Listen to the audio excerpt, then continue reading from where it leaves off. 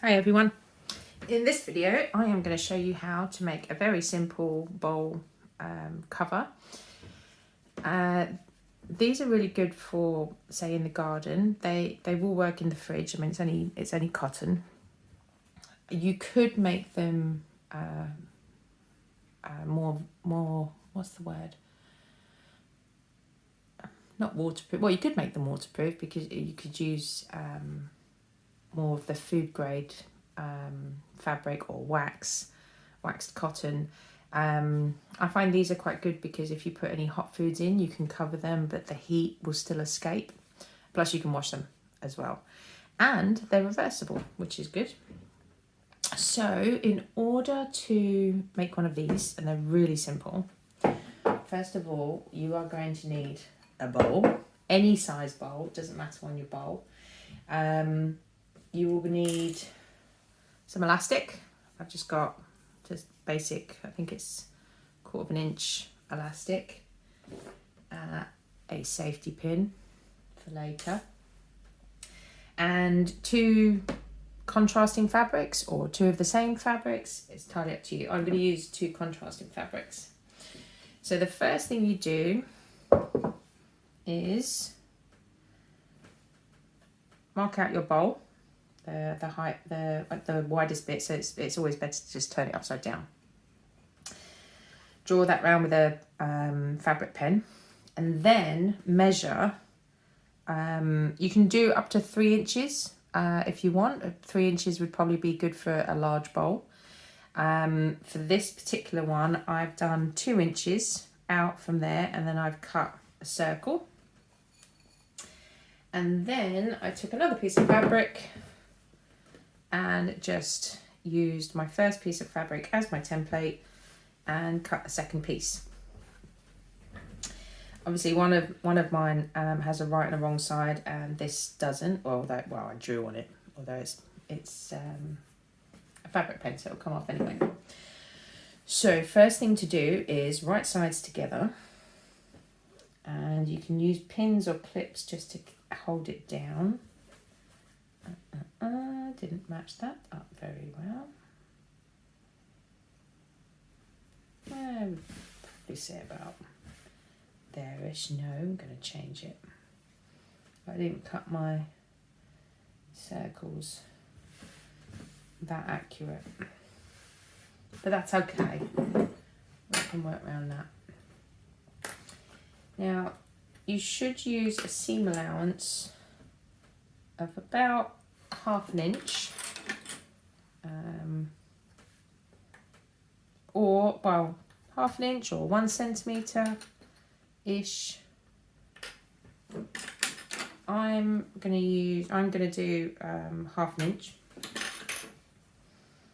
because we've got enough seam allowance. We've got that outer edge anyway. So first thing to do is a stitch all the way around, but leave a gap. I'm just going to make marks on the fabric around about 2 inches because we're going to fold this right sides out afterwards. So let's just get this on the machine. Oh dear, it's squeaky. Let's get this on the machine. Where's my threads? So let's move my bowl. Now I'm going to do about 1/2 inch seam allowance. Let's just do some back stitch. Perfect.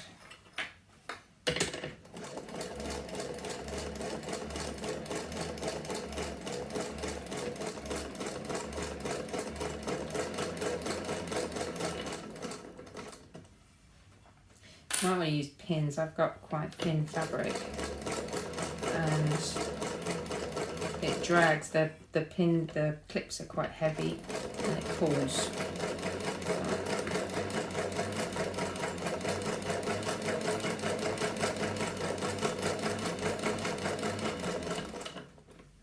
Take that one out really.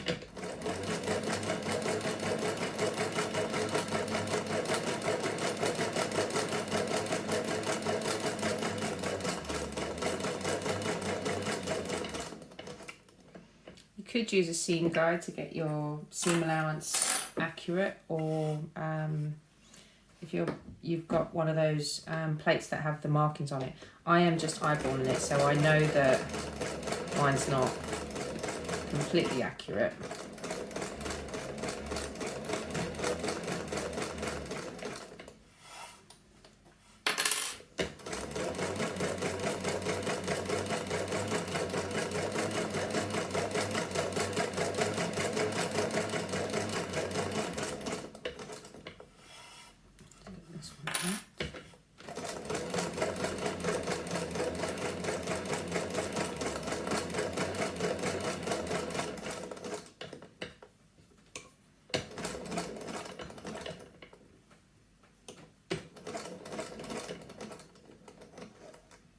Okay, and then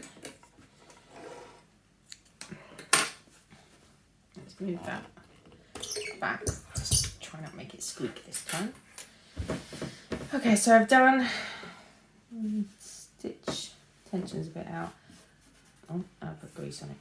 So I've done my row of stitches and I've left a gap.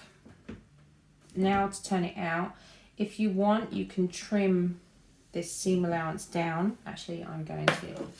So I'm just going to get some pinking shears. I'm not going to trim the seam allowance where the gap is, but I'm just going to pink as quickly as I can, and just pink around here. It just makes it easier when it turns out. It will just lie flatter. And then you can either finger press, if you're like me and can't bother to get the iron out, or what you should do is go and just press it nice and flat. Oh, my pinkies aren't that strong. They always make a mess. And I'm not being that accurate because we're gonna fold it the other way anyway.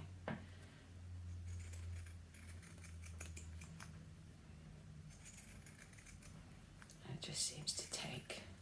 Sorry, I think I've chosen quite a big bowl because it takes a little while. So you could probably just skip through, unless you already have. Skips through this boring bit. And bump. Right.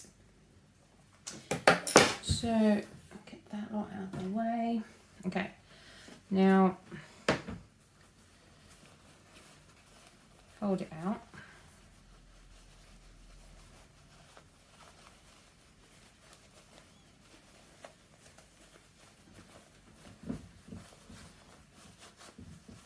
And then just press out the seams.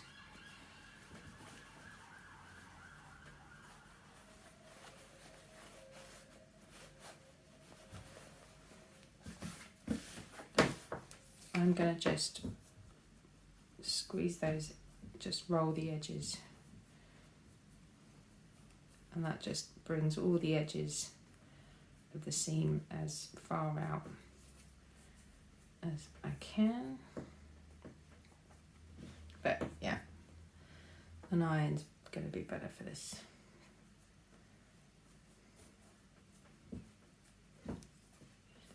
And then the next thing we're going to do is mark out a 1/2 inch. You could make this a bit bigger actually. Nice and flat. Right. Now I will have to iron at some probably after the video actually, just to get rid of that fabric pen mark. Now we're not going to sew that hole yet. In fact, I would just start to bend that seam in a bit. But we're not actually going to sew this yet. What we need to create is a casing for our elastic. And the best sort of casing is enough to fit our safety pin to run through. So 1/2 inch, is about right. So back to our machine, and we're going to do, oops, we're now going to do a line of stitching, complete circle at 1/2 inch, which is going to be about there. Oh no, that's a bit wide, probably about there maybe. I'm going to muck about with it. So 1/2 inch minimum to create our elastic casing, and that's going to go all the way around the machine, all the way around our bowl cover.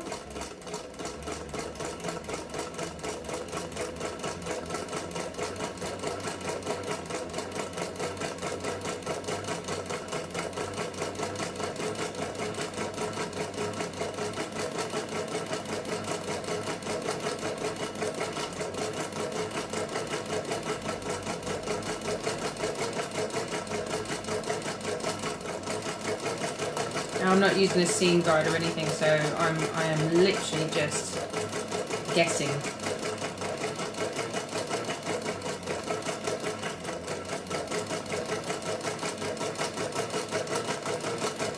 Roughly guessing, really roughly guessing.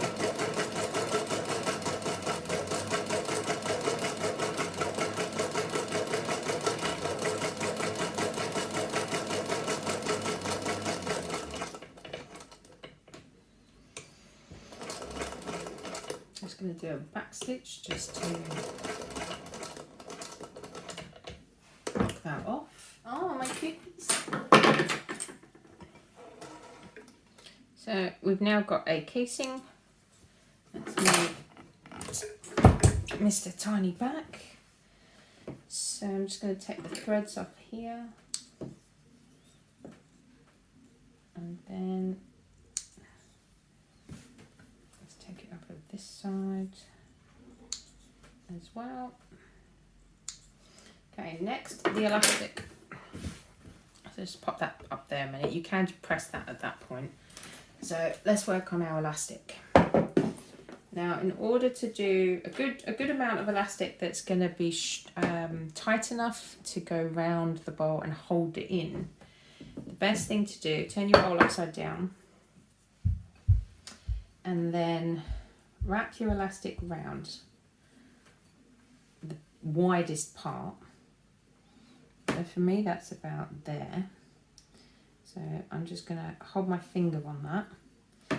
And then you want to take off 2 inches. So, oh, so much elastic. So I'm going to take off 2 inches from that, which is about there. A little bit more. So that, oh my god, so that when you have your bowl, it will have to stretch around to grab it. So at the moment it's going to kind of look like that, and I've got, you know, I've done a little bit more than 2 inches, but I know that my elastic's going to stretch around. The next thing, the fun bit or horrible bit, take your safety pin, hook it into your elastic like that, and then we're going to send that all the way around, so through there, and then let's get that moving round. And so if I could edit videos, I would speed this bit up, but I don't know how to do that bit yet. So it just means that you can do this along with me.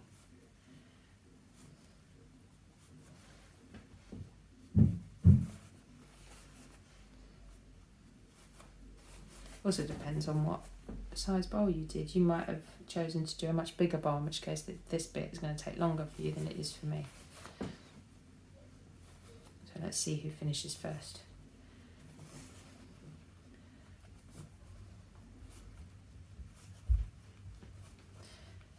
This is where it's important that you've done at least a 1/2 inch casing, otherwise it does make it a lot harder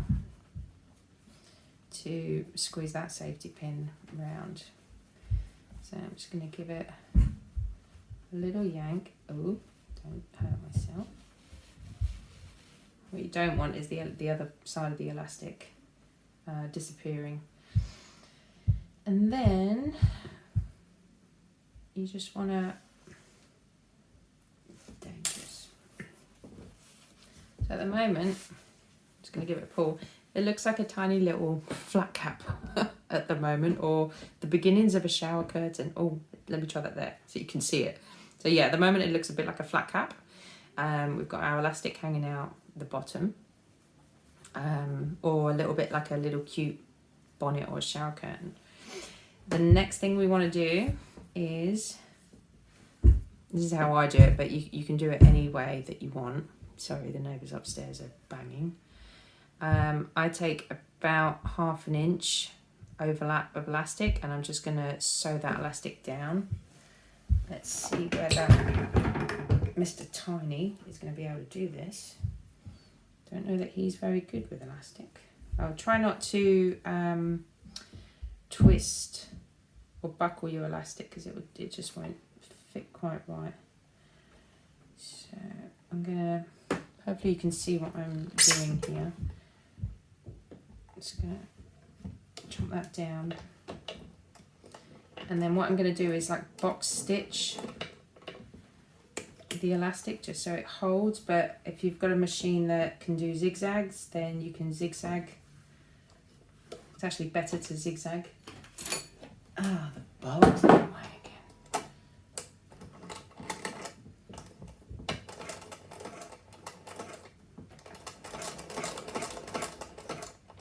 That's all right. Mr. Tiny can do elastic okay. We'll just flip that.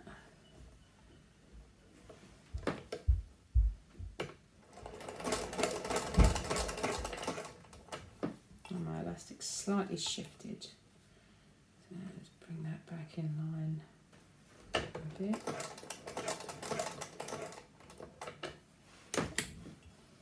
So I'm doing basically a teeny tiny box on the elastic just to hold that in.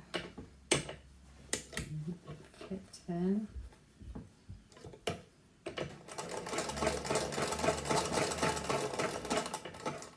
And then let me just lock that stitch in.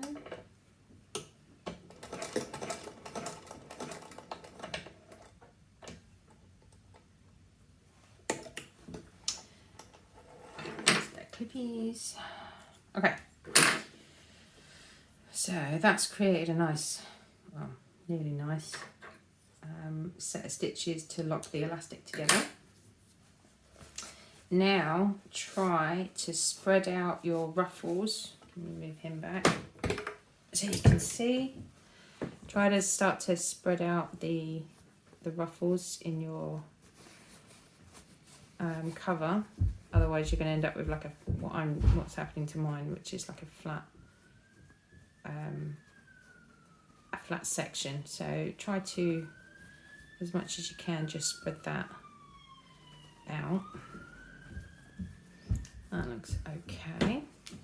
And then the last thing to do, now that our elastic is all sewn together, and this can be quite tricky because you don't want to catch the elastic, but we're going to now just fold your original hole in, and if you can, we're going to now just top stitch. You can hand sew this. I don't like hand sewing, so I'm just going to do a line of stitching just to seal that hole. So let me move him back. Oh, look, that moved. Thinking I might need a clip. Yeah, let's get a clip. Tuck that in. Try not to sew the elastic. That doesn't even look nice. Right. It's also on a round as well, which doesn't help. But I may have to go upstairs and shout at my neighbours. Bloody people. Right. Grab that in.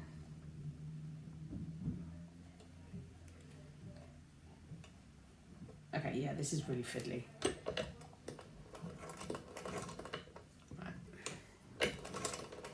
If you did a slightly larger casing, then you'd be able to move the elastic out the way so that you can do this little section of stitches without worrying about getting the elastic caught in the stitching. Sorry about the noise. I don't even know if my camera's picking up that noise or not. Let's hope not. Okay, so I've just done, if you want to, you can do, depending on how wide your casing is and how thin your elastic is, you could do a line of top stitch all the way. I'm not going to because my casing is not too... Ugh.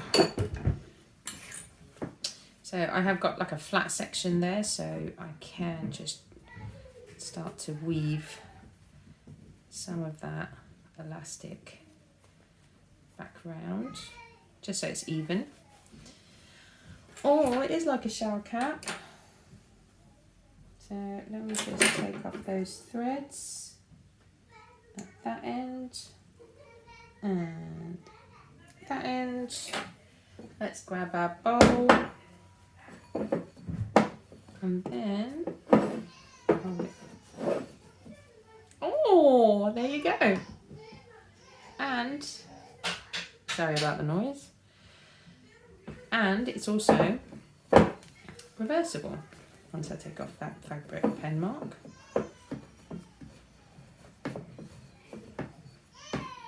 All done. Actually, I like the flowery side better. And there we have it. This is where you like it's important to remember about when you first do that bowl, the bowl cut is how much it's going to hang down. So which is why I went with 2 inches, because it starts to reduce up with the seam allowance and that. If I had a larger bowl, you could do a much deeper seam at the very beginning, or when you're doing your bowl, you can make that a lot lower. But I think that works out quite well.